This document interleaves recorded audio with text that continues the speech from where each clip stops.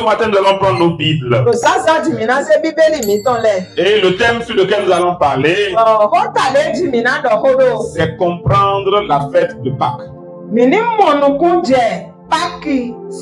Comprendre la Pâque. Le texte qui nous permettra de parler de ce thème est un peu long, on va parler cela. Ce sera Exode 12 et Exode 13. Donc c'est tout le chapitre 12. Tout le chapitre 12 qui parle de l'institution de cette fête. Comment Dieu a institué la fête de Pâques. Et le chapitre 13 qui parle maintenant des ordonnances liées à cette fête. Et vous le savez très bien déjà comment est-ce que Dieu a délivré les enfants d'Israël de la servitude des Égyptiens.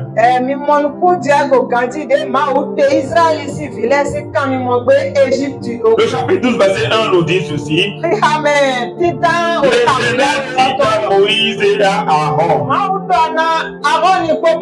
dans le pays de l'Égypte, ce mois-ci sera pour vous le premier mois des mois, le premier des mois. Il sera pour vous le premier des mois de l'année. La première chose qu'il importe de comprendre là dans ce texte, le mois qui marque le début de l'année selon ce que nous venons de lire, selon ce que nous venons de lire, c'est le mois qui marque l'événement de la Pâque. Et Dieu leur a donné des instructions fermes. Il a dit ils vont choisir un agneau pour chaque famille. Et cet agneau sera immolé. Et chaque famille prendra le sang de cet agneau pour marquer les linteaux de leur maison. Ce sera un agneau sans défaut, sans tache. Et ils vont accompagner cela du pain sans levain et des feuilles amères.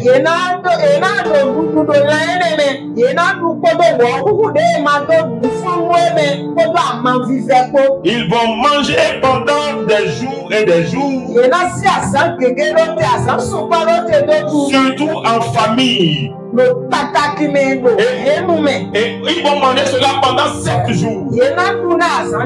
Et au 7e jour, Dieu viendra pour juger la nation égyptienne en tuant les premiers-nés de l'Égypte.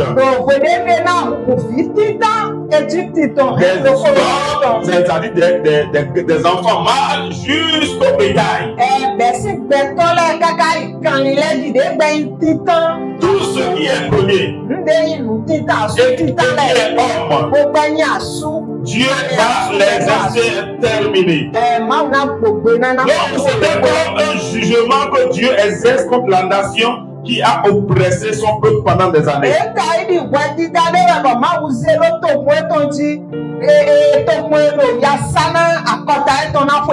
Et maintenant Dieu leur dit qu'ils vont conserver ce temps-là comme un souvenir. Un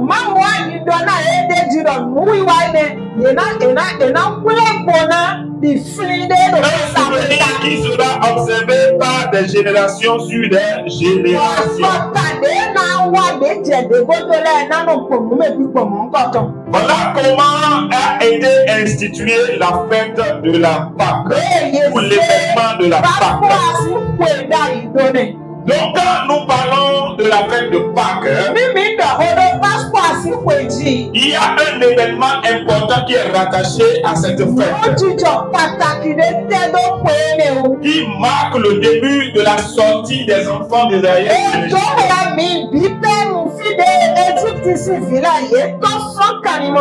Et ça a été institué comme une fête qui doit être observée pour rappeler la délivrance des enfants de Dieu de la servitude et de la captivité. Et donc c'est là qu'est sortie la Pâque juive. Il y a la Pâque juive qui tire son origine de ce que nous venons de lire tout à l'heure. Et il y a la Pâque chrétienne.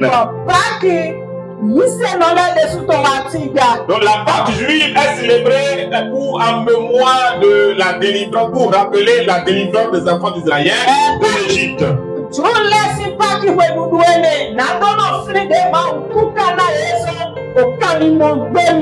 Et cela est célébré chaque année pendant 7 jours. Pendant le mois des épis. Épis, on peut dire épis de maïs, épis de blé. Qui correspond au printemps. Le printemps qui correspond au mois de mars et avril dans votre calendrier.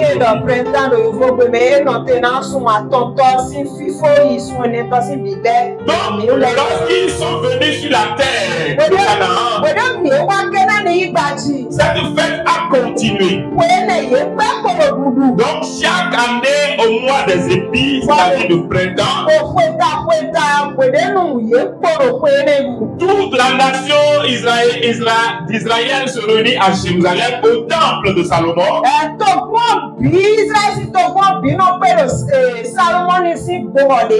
Pour célébrer cette fête-là. Et la fête de l'épée, les pains sans levain se mangeaient dans les familles à l'intérieur du temple et non à l'extérieur.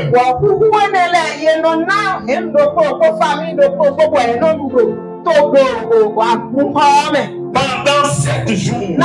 C'est d'ailleurs pourquoi Jésus et ses parents sont montés à Jérusalem, vous vous souvenez?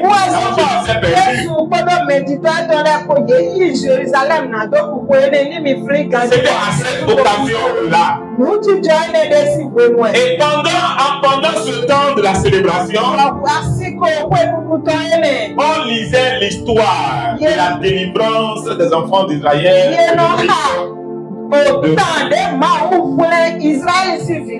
De l'Égypte. On le disait.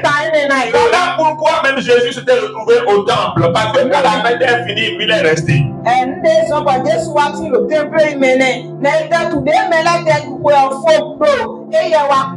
Donc c'est l'une des fêtes les plus importantes du judaïsme.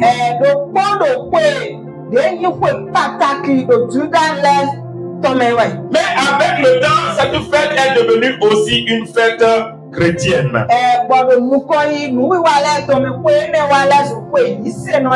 l'une des fêtes les plus importantes également de la foi chrétienne. Et pour moi d'ailleurs, la fête la plus importante de la vie chrétienne. Parce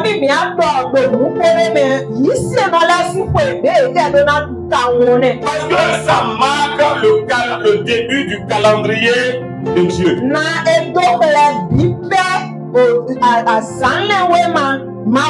Parce que Dieu dit que c'est cet événement qui va marquer le premier des mois de la vie. Le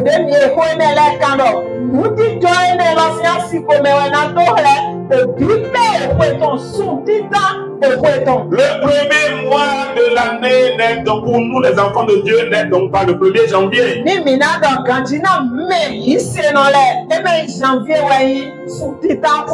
pour ceux qui suivent le calendrier grégorien. Maintenant, pourquoi c'est une fête importante pour nous? Parce qu'elle parle de la mort de quelqu'un qui nous a délivrés de la domination du péché. Et non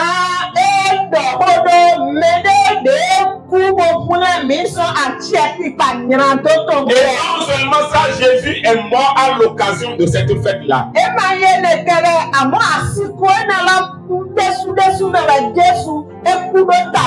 Dimanche passé, c'était le rameau, n'est-ce pas? Rameau parlait de quoi? Quand Jésus entrait à Jérusalem sur un agneau, n'est-ce pas? Et quand il est rentré, les gens criaient Hosanna, Hosanna, Hosanna. Et Jésus savait que quand il allait entrer, il n'allait plus ressortir. C'était à l'occasion de la fête de Pâques. Et il était l'agneau sans tache pur qui doit être sacrifié. Comme on le faisait chaque fois à l'occasion de la fête de Pâques. Selon la coutume juive. C'est à l'occasion de cette fête de Pâques que Jésus est mort.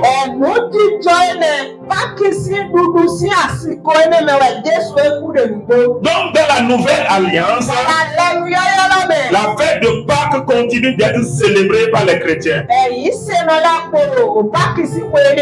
Mais avec un accent particulier sur la mort, l'ensevelissement, la résurrection et la glorification de Jésus. Et tout ça symbolise la victoire de Jésus sur la mort. Alors parler de la Pâque sans comprendre ce que cela implique pour moi en tant qu'enfant de Dieu.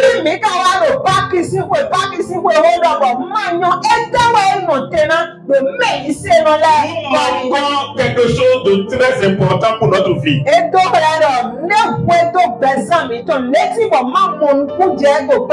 Au-delà de la connotation faite que la Pâque, il y a un mystère que nous devons comprendre.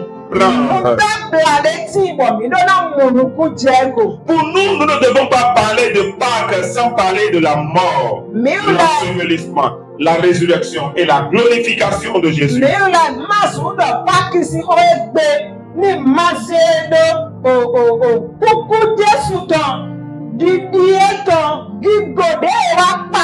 La résurrection et la glorification. Et les bénéfices que cela nous apporte personnellement. Je voudrais ce matin que nous puissions distinguer deux faits importants. Deux aspects importants de la mort de Jésus. Le premier aspect, c'est l'aspect crucifixion de Jésus. Et le deuxième aspect, c'est l'aspect le sang versé de Jésus. Parce qu'on parle quand même d'un événement important. Qu'est-ce que la crucifixion de Jésus implique pour moi en tant qu'enfant de Dieu?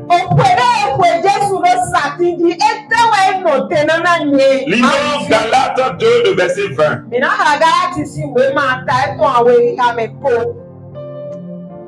Galates 2, le verset 20. Je suis crucifié avec Christ. Et je ne vis plus. Mais Christ vit en moi. Ce que la crucifixion implique en premier lieu, c'est notre identification à lui.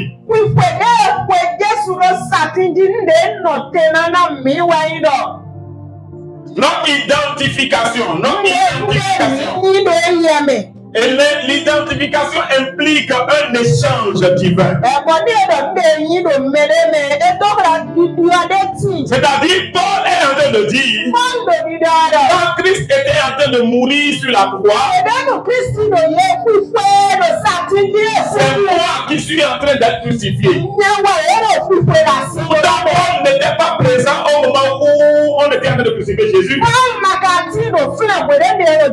Paul n'a jamais rencontré Jésus de son vivant. Donc c'est une révélation que Paul a eue. Et qui amène Paul à comprendre que l'événement qui se produit lors de la crucifixion de Jésus, c'est sa propre crucifixion. Il a vécu la crucifixion de Jésus comme sa propre crucifixion. Cela a affecté un certain nombre d'avantages que nous appelons l'échange divin.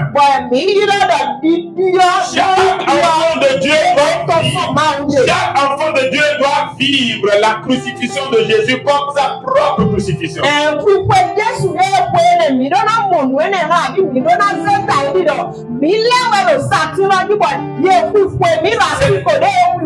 la première chose que cela implique. Et lorsque nous sommes crucifiés avec Christ, il y a un échange qui se produit. Quel type d'échange je dois citer? 1 Corinthiens 8, verset 9. Vous pouvez le lire après à la maison. On a pris le temps pour lire. 2 Corinthiens 8, verset 9 nous dit ceci. Il a pris notre pauvreté. On dit, nous avons été enrichis en lui. Mais comment est-ce que nous avons été enrichis? C'est sa pauvreté à lui qui nous a enrichis. Ça veut dire que Jésus a pris notre pauvreté. Il a échangé sa richesse avec notre pauvreté.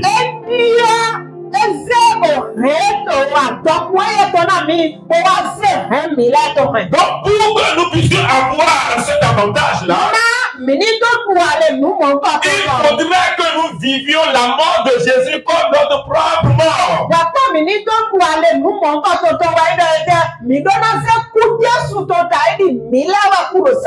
Pour qu'il y ait un échange divin. Donc il prend ma pauvreté, le riche qu'il était, il me donne sa richesse. Deuxième chose, 2 Corinthiens 5, verset 21, la Bible dit qu'il est devenu péché. Pourquoi? Non, il est devenu péché. Il n'est pas devenu pécheur. Parce qu'il n'a jamais péché. Il est devenu péché. Pour que nous puissions devenir justice. Est-ce qu'on peut lire ça? 2 Corinthiens 5, 21. On peut prendre des notes et aller refaire l'étude après, ou même à la maison après. C'est votre étude personnelle qui va vous lire et vous faire grandir. Et c'est cela qui va activer quelque chose de divin dans votre vie. Celui qui n'a pas connu le péché. Celui qui n'a pas connu le péché. Il l'a fait devenir péché. Il l'a fait devenir péché. Il l'a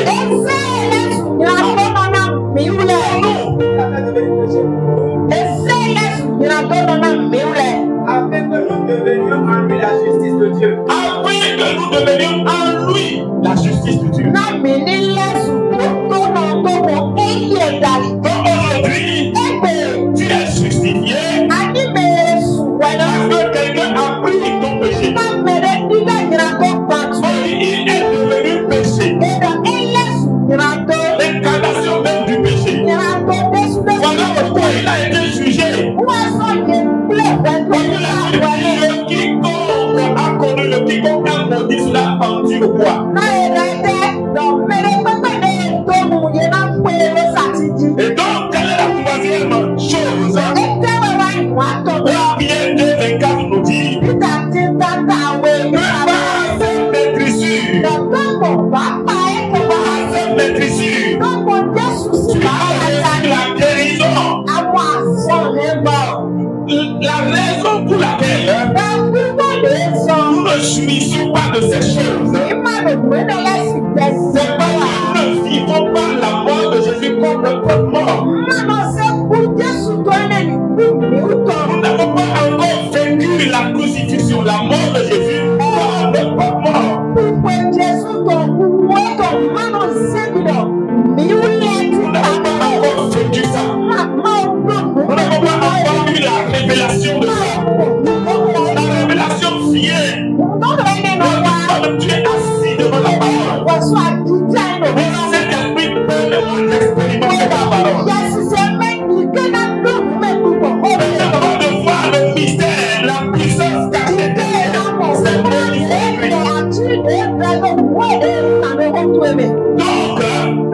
il a pris notre maladie et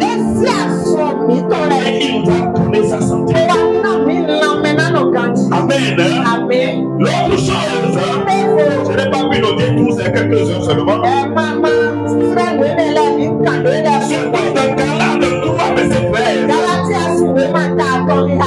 Dis-moi, il a pris ta malédiction pour te donner une bénédiction. Lisons Galates 3, 13. Galates 3, verset 13. Galates 3, verset 13. Il nous a racheté de la malédiction.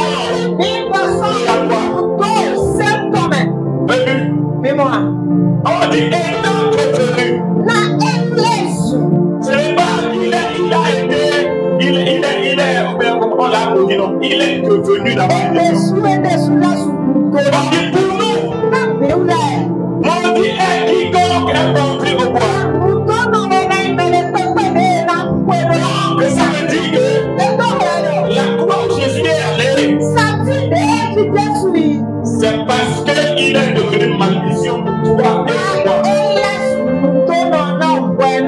Et nous avons reçu sa bénédiction. Nous avons reçu sa bénédiction. C'est ce qu'il faut comprendre de la mort de Jésus. Quand on parle de la Pâque, c'est l'affranchissement de la servitude du diable. La servitude de l'affranchissement de la servitude du monde. C'est la célébration du jour où tu es devenu enfant de Dieu. Aujourd'hui, on passe des ténèbres à la lumière. C'est ce que nous célébrons aujourd'hui. Voilà pourquoi je dis que c'est la fête la plus importante de la chrétienne. Tu as changé le royaume. Et lorsque tu es venu dans le nouveau royaume, le bras il dit j'ai payé le prix. J'ai payé le prix pour toi. Il te montre comment le prix a été payé. Le jour que nous pouvons lire, lisons dans Romains 6, verset 6 à 14. La destruction du péché. Ce que sa mort implique encore. Ce que sa mort implique. Ce que sa crucifixion implique. Ça implique notre identification en lui en premier lieu. Et au travers de cela, l'échange qui a eu lieu, où Jésus était en train d'être crucifié. Mais la deuxième chose qui s'est produite, c'est la destruction du péché. Oui, lisons Romains 6, verset 6 à 14. Un vieil homme a été crucifié avec lui. Quand Paul disait, j'ai été crucifié avec Christ, il parlait de son vieil homme. Il parlait de son vieil homme. Il parlait de sa nature de péché. Ça s'appelle le vieil homme. La nature qui nous conduit dans les choses du monde. La nature qui nous conduit à aimer les choses du monde.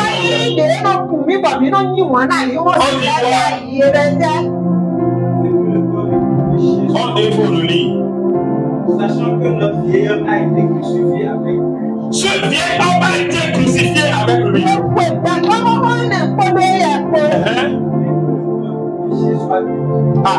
Afin que le corps du péché soit détruit. Donc la mort de Christ implique la destruction du corps de péché. Pour que le péché n'ait plus de pouvoir sur toi. Ce que la mort de Jésus implique encore, c'est la destruction du vieil vieil homme qui est le corps du péché. Donc il nous a affranchis du péché. C'est ça que sa mort implique. Le deuxième aspect important, c'est le sang versé. Éphésiens 1, verset 7. Éphésiens 1, verset 7. Que sa mort implique, en dehors de la crucifixion, c'est le sang versé. Éphésiens 1, dit quoi? En lui, nous avons la rédemption par son sang. La rémission des péchés. Selon la richesse de sa grâce. Il y a la rédemption et la rémission des péchés. Quand on parle de rédemption, c'est quoi? On parle de rachat. Quand on parle de rachat, c'est quoi? C'est quand on a racheté quelque chose, on a acheté à nouveau quelque chose. On a racheté cela. Soit on avait perdu, soit on avait vendu. En tout cas, le rachat implique une première vente. On dit que nous avons été rachetés par son sang. Ça veut dire qu'on a été vendu. On a été vendu par quoi et par qui? On a été vendu par Adam. Un acte de péché. Et on a été vendu à qui? On a été vendu à Satan. Et nous sommes devenus des propriétaires légales de Satan. Et donc, à partir de ce jour-là, Dieu ne peut pas faire certaines choses avec nous. Parce qu'on ne lui appartient plus. On appartient donc à quelqu'un. Quelqu'un qui nous a racheté, qui nous a acheté. En poussant l'homme à pécher et à lui remettre toute la race humaine. Donc nous étions soumis à la puissance des ténèbres. Et pour qu'on soit racheté de sa puissance, il faut une rançon. Pour quelqu'un pour payer le prix afin de nous racheter. Mais quel est ce prix-là?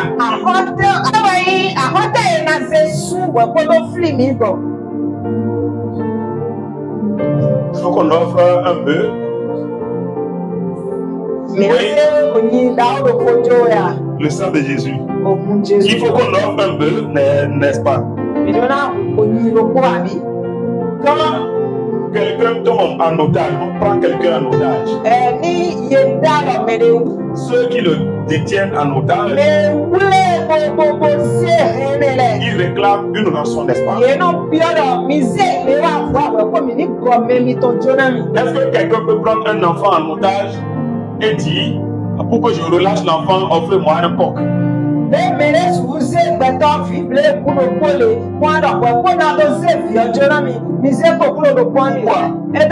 Parce que le coq ne vaut pas la valeur de l'enfant. Donc le premier principe, c'est quoi? Il faut que ce qui a été pris de la rançon ait la même valeur que le prix de la rançon.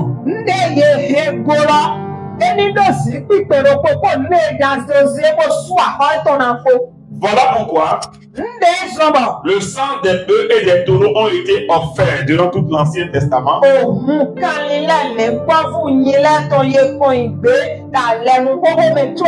Même en Égypte, des agneaux sans tache.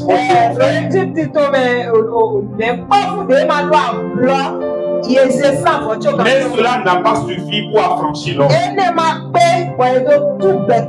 Pourquoi? Parce que le sang des bœufs et des agneaux ne pourront pas affranchir l'homme.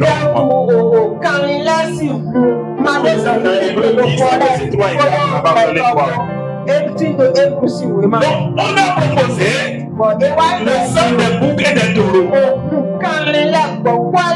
Mais le lanceur dit non, je ne peux pas changer un homme contre un animal. On a proposé l'homme. On dit non, lui qui est tombé dans le péché, c'est lui qui est en esclavage. On est en ensemble.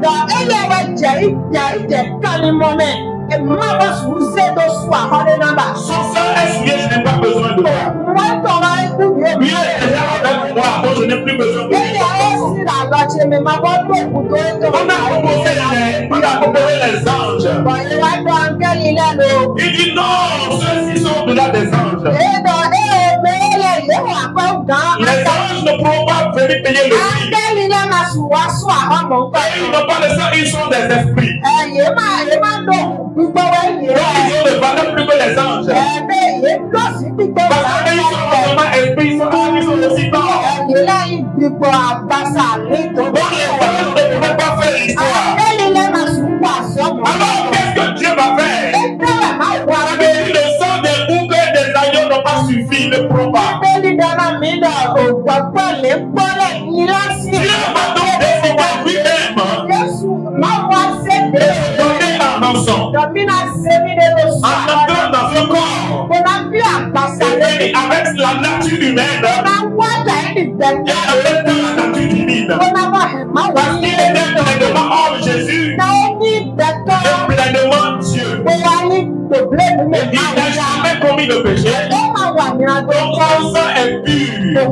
Quand Dieu a proposé son fils à Satan,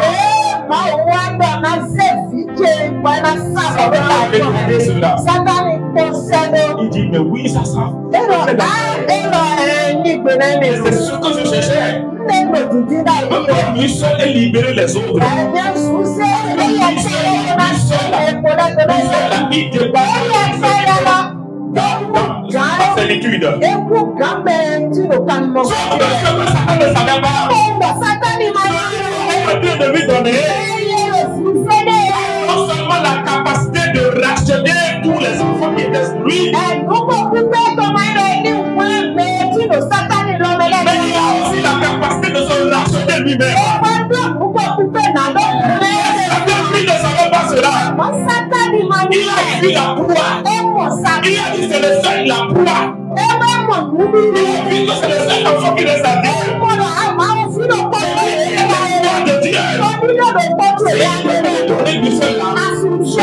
Libérer les autres. Ne donner ça. On va se retrouver pour faire le chant. C'est comme mon enfant. Et tu peux arriver la création. Mais quand tu vas lancer dans le bois comme ça, amener la race humaine. Dieu va amener son fils. Alléluia. Dieu était en train de remettre Jésus au diable. Mais Dieu était en train de remettre la race humaine en Dieu. Alléluia. Parce que Dieu savait que son fils qu'il était en train de donner à Satan, la capacité de racheter la race humaine, mais aussi de se racheter lui-même. Alléluia. C'est là que nous avons été rachetés. C'est ce rachat que nous célébrons aujourd'hui. C'est ce mystère que nous célébrons aujourd'hui. Jésus a été pendu au bois. Il a été pendu au bois. Satan dit yes. Il a retourné dans son royaume. Et il a averti tout simplement.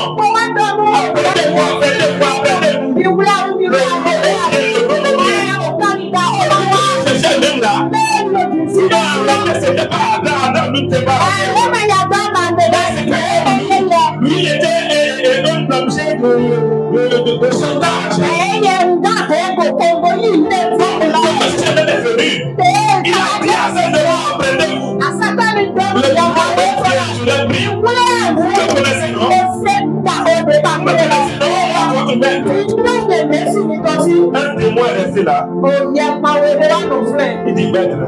Mais c'est qui ce gros là? Il dit, c'est Jésus. Le démon était découragé, il a dit maître. Tu te rappelles?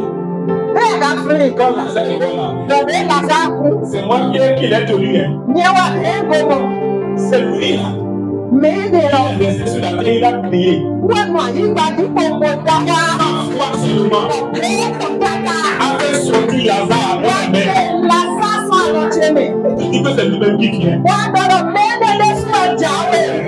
Moi, je pense que c'est qui vient en mission ici.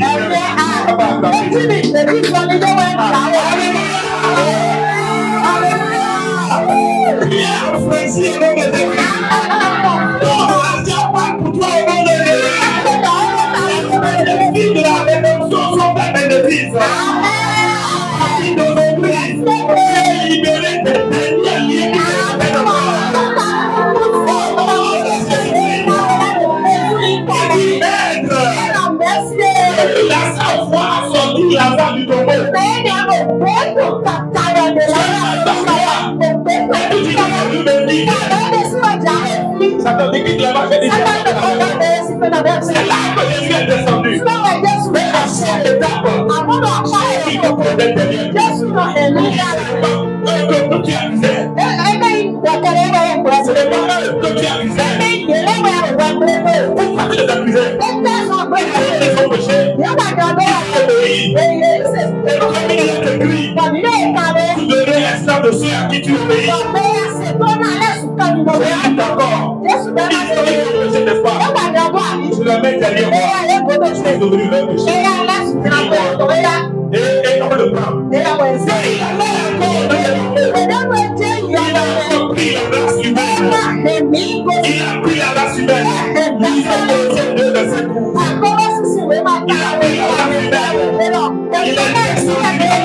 Il a descendu avec nous. Dans le tombeau encore. Comment cela pour finir avec le premier aspect? Il y a eu la rémission des péchés. La rémission des péchés. Après le rachat, la Bible voit Éphésiens le verset 7. En lui, nous avons la rédemption par son sang. La rémission des péchés. Notez quelque chose de très important là. On a dit, on a eu la rémission des péchés. Les Hébreux 9, verset 22. Hébreux 9, verset 22. Vous voyez que le péché, vous voyez tout ce que le péché a touché. Mais mon Dieu, pas le sang. Dans la rédemption, on a dit, on a aussi eu la rémission des péchés. Qu'est-ce que Jésus a crucifié à la croix? On a dit le vieil homme. Il y a une différence entre le péché et les péchés. On va parler ça en détail après. Lorsque je vais vouloir parler des iniquités. Les péchés là, les péchés que nous commettons tous les jours. C'est le sang de Jésus qui a réglé ça. Et le péché, ce n'est pas le sang de Jésus qui a traité ce problème. C'est la croix de Jésus. Nous allons détailler ça après. Donc nous avons reçu la remission totale de nos péchés. Tu ne peux plus dire je suis un pécheur. Dieu est un pécheur. Maintenant, est-ce que quelqu'un qui n'est pas un pécheur peut faire un enfant pécheur? Dieu est saint et nous sommes saints. Pourquoi? Parce que Dieu ne nous voit pas au travers de nous, il nous voit au travers de Jésus. Nous sommes cachés en Christ. Pourquoi Romain dit il n'y a donc maintenant aucune condamnation sur Jésus-Christ? Donc tu dois cesser les langages, je suis un pécheur pour pécher. Ce n'est pas la prière de la nouvelle création. Je te remercie de ce que tu m'as justifié aujourd'hui. Je te remercie merci pour ton amour pour ma vie.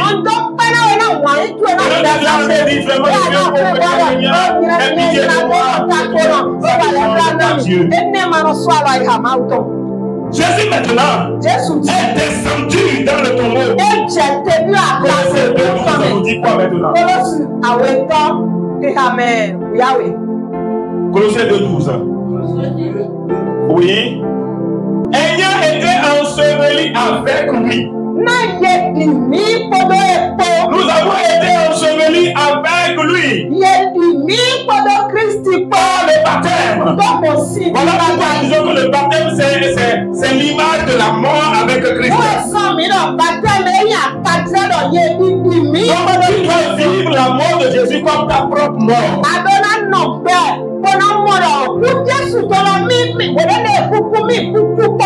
Il y a des choses que tu ne peux pas avoir.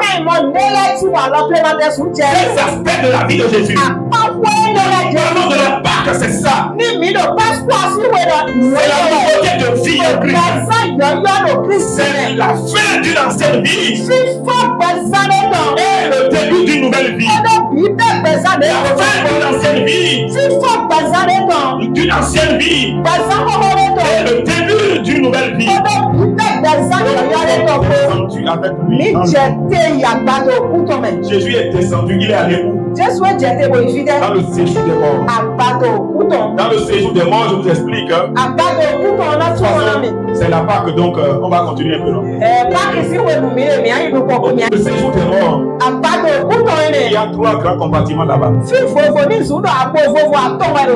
Le premier compartiment, c'est le sein d'Abraham. Donc tous ceux qui mouraient jusqu'à la résurrection de Jésus là.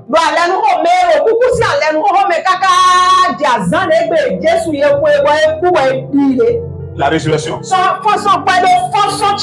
Ils sont tous et qui sont chrétiens et qui sont les croyants Dieu. Ils sont descendus dans le sein d'Abraham. Aucun d'eux n'est monté, ils sont tous descendus. C'est là-bas qu'on avait vu Lazare. Vous voyez, non? Les deux ont communiqué. Abraham et le riche ont communiqué. Mais Abraham lui a dit que personne ne peut quitter si vous venez là-bas, ni là-bas. Ils sont quand même dans le même quartier.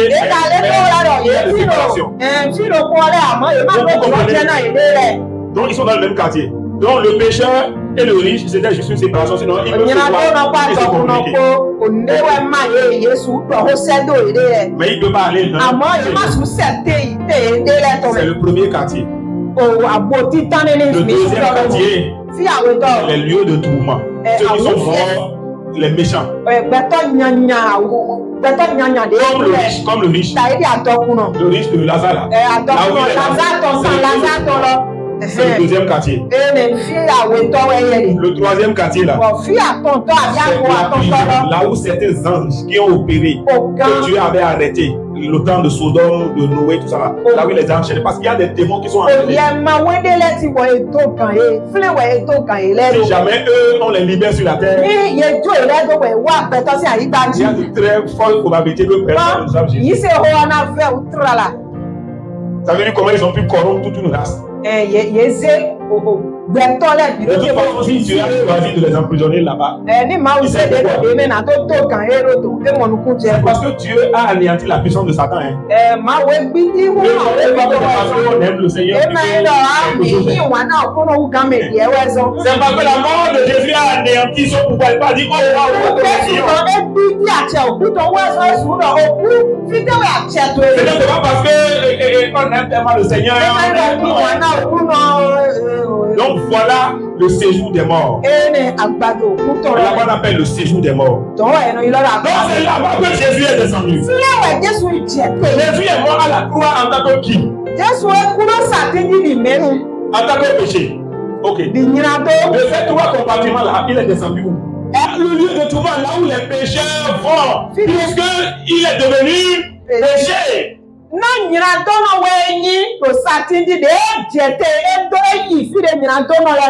Jésus était dans un processus de jugement.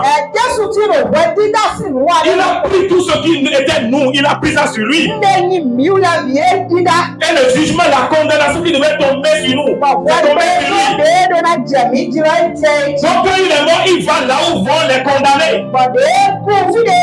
Et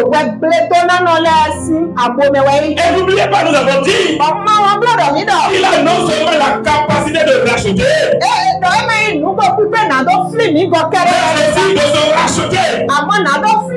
Alors pourquoi il a prié dans les psaumes à travers la bouche de David? Tu ne laisseras pas mon âme dans le séjour des morts. Tu ne laisseras pas mon âme dans la corruption. Il avait déjà fait cette prière-là. Son père avait déjà exaucé. Avant même qu'il nous vienne. Des centaines d'années après. Des centaines d'années après. Jésus est allé là-bas. La Bible dit il a vaincu, il a attrapé la mort. Il lui a dit maintenant donne-moi la clé. Il a pris Satan lui-même. Il dit donne-moi la clé. La clé du séjour des morts, donne-moi ça. Pourquoi la Bible dit il dit je tire désormais les clés de la mort du séjour des morts. Alléluia. Il dit je tire désormais les clés de la mort et du séjour des morts.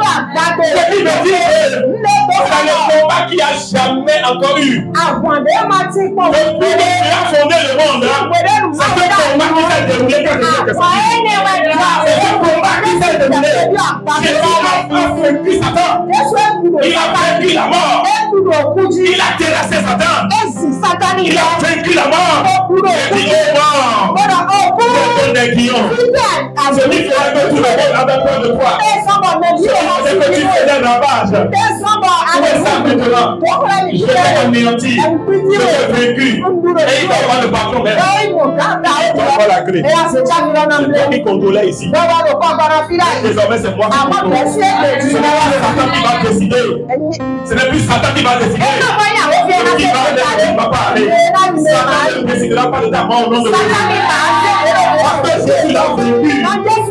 Satan ne décidera pas de ta mort. Il ne décidera pas de la mort de tes affaires. Il ne décidera pas de la mort de ton foyer.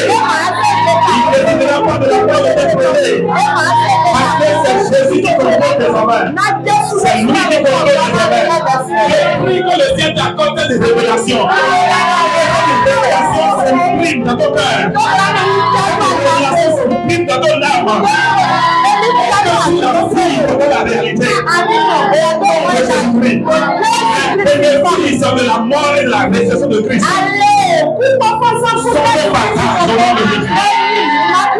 Jésus n'a pas fait que ça.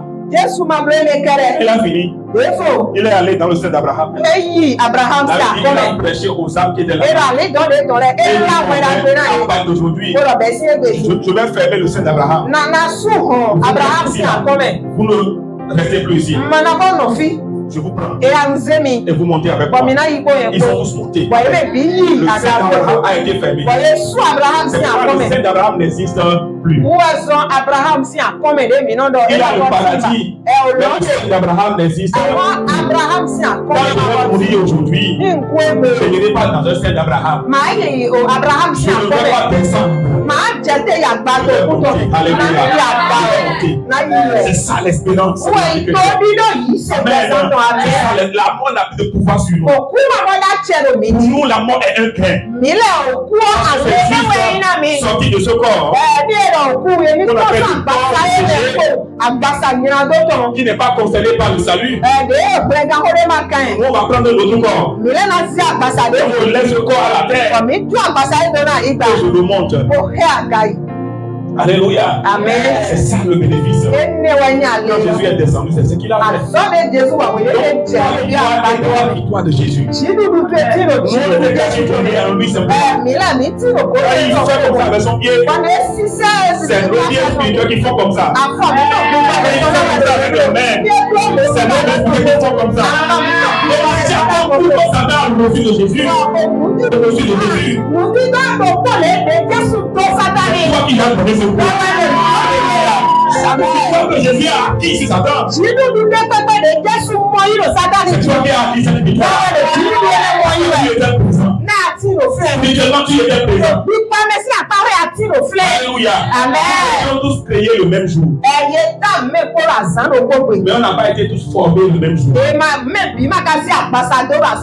La date de la création est différente de la date de la formation. Le jour où tu es venu sur la terre que tu as été formé.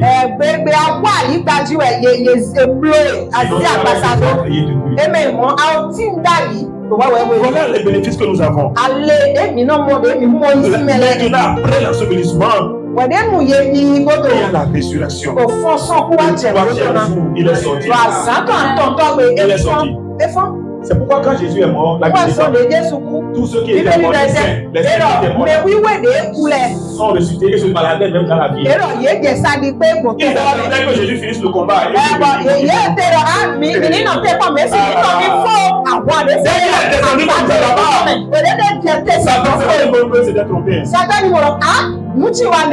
Comme s'il avait été emballé. Si sa mère allait dire à Dieu, garde ton fils, tu vas garder ceci. Donc, il a vu Jésus tomber là-bas. Il a relâché toutes les armes qui étaient dans sa main. Et il est sorti, et ils sont sortis peu pour ça. Et ils ne pouvaient pas se balader. Et les gens les voyaient. Donc, comment est-ce qu'il est ressuscité au nom de Jésus? C'est ton frère qui est revenu à la vie. C'est tes enfants qui sont revenus à la vie. C'est tes enfants qui sont revenus à la vie. C'est tes enfants qui sont revenus à la vie. Ton espérance est revenue à la vie. Au nom de Jésus-Christ de Nazareth. 1 Corinthiens 15, verset 14. 1 Corinthiens 15, 14. Si Christ n'était pas ressuscité, ce que je dis ici là, c'est vrai. Si Christ n'est pas ressuscité, nous croyons en Dieu. C'est aussi vrai. Mais s'il est ressuscité, notre prédication est vraie. Ta foi est vraie. Mon espérance est vraie.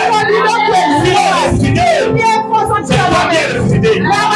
S'il est ressuscité, c'est toi qui te confirme qui est ressuscité. Tous ceux qui avaient été touchés par la mort est revenu à la vie. Dans le nom de Jésus. Voilà pourquoi Colossiens 2, 12 a dit, nous sommes ensevelis avec lui et nous sommes ressuscités avec Colossiens 2, verset 12. Oui. Maintenant, il a une bonne précision. Vous êtes aussi ressuscités en lui. Donc il vous a réuni en lui. Et il est sorti. C'est-à-dire que désormais, ce n'est plus toi qui compte dans le monde spirituel. Ce n'est plus toi qui compte là-bas. C'est Jésus qui compte. Quand on te voit, on veut te voir. On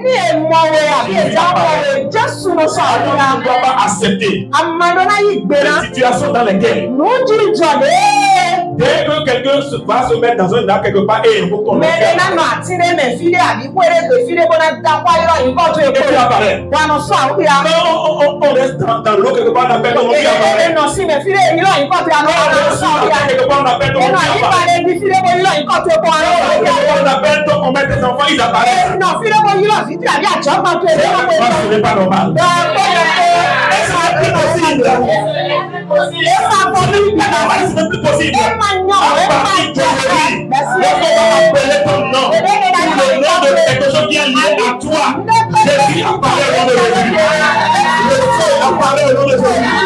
Le Saint-Esprit apparaît au nom de Jésus. Parce que tu es caché en lui. Tu reçois tout ce que tu avais perdu. les bénéfices que sa résurrection nous apporte. De façon qu'on est devenu enfant de Dieu. On n'est plus esclave. On a été racheté de la vie. Quand Jésus était sur la terre, il n'a jamais appelé ses disciples frères. Jamais. Ça, il ne les appelle pas leur nom. Soit il les appelle serviteurs. Il les appelle amis. Mais quand il est ressuscité, il a dit à Marie, va dire à mes frères, que je vais vers mon Père et vers votre Père. C'est important. Les choses qui sont passées avant la résurrection de Jésus ont un sens différent des choses qui sont passées après la résurrection de Jésus.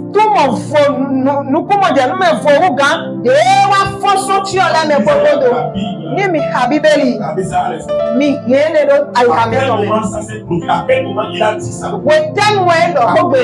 C'est important de la compréhension.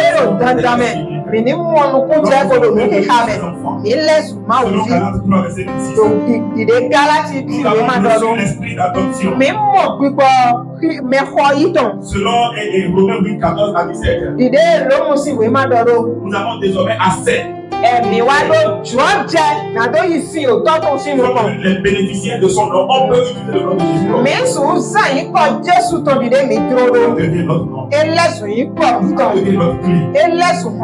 Ce n'est pas que ça. La première étape, ce n'est pas la résurrection. Mais Christ a été glorifié. Nous avons été glorifiés.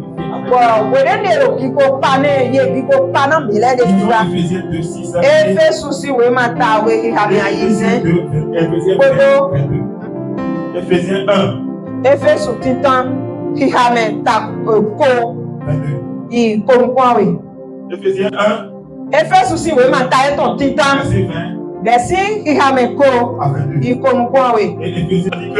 Il a sorti Christ dans les morts. Et il a fait asseoir.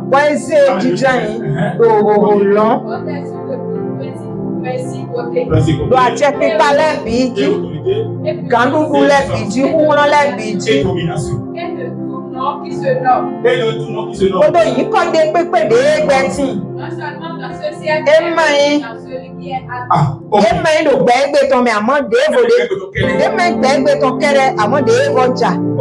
donc Jésus est ressuscité. Il a fait asseoir.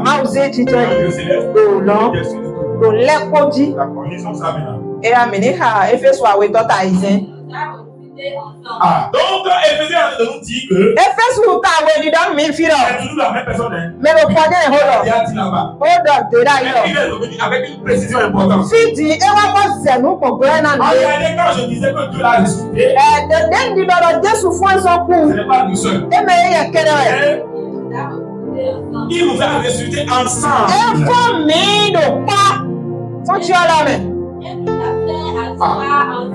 Il nous a fait asseoir ensemble dans les cieux célestes.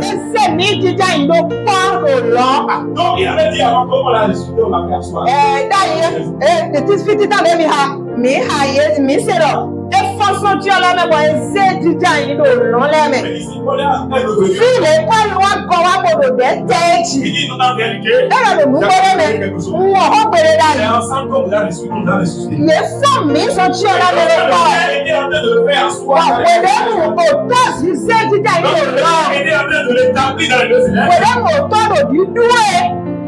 C'est ensemble avec lui.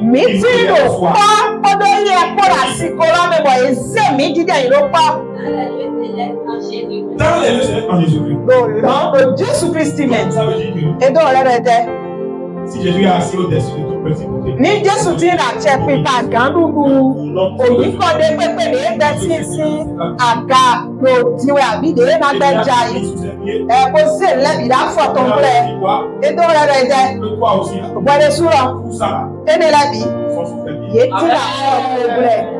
c'est la méconnaissance de ces révélations. Ils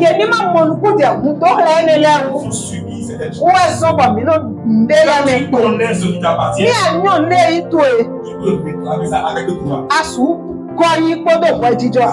Amen. Donc Jésus a été glorifié.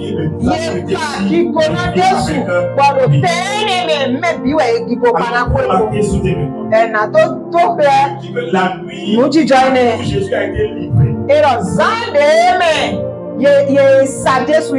avant qu'il ne soit livré, il s'est réuni avec cette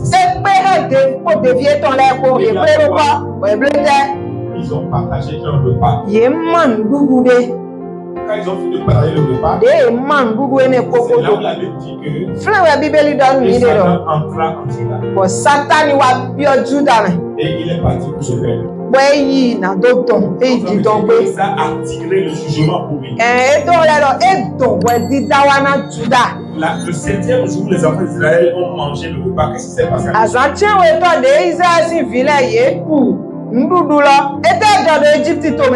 Le jugement est tombé.